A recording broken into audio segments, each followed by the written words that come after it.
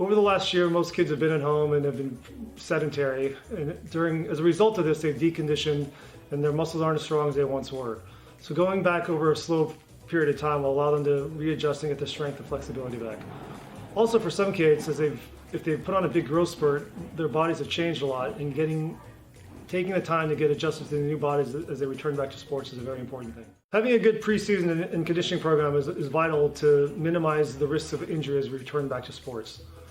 5 things that we can focus on would be balance, flexibility, agility, plyometrics, and strengthening. Within these 5 categories, we should be focusing on 3 of these things 2 to 3 times a week for 15 to 20 minutes at a time. We should be increasing the intensity in these activities over the course of 4 weeks with a goal of getting back to full activities at the 4-week mark.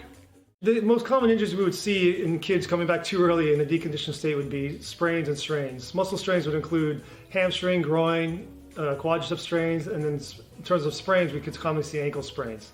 The concern also would be having more significant soft tissue injuries about the knee and ankle. So as we get ready to get our kids back on the field, it's important that we take the time to ensure that they've had the proper time to get their strength and conditioning back, eat well, sleep well, but then also for those kids who have had COVID or those kids who are high risk, including the immunocompromised and kids with cardiac conditions, it's important to make sure you see your primary care physician to ensure that it is safe to get them back on the field.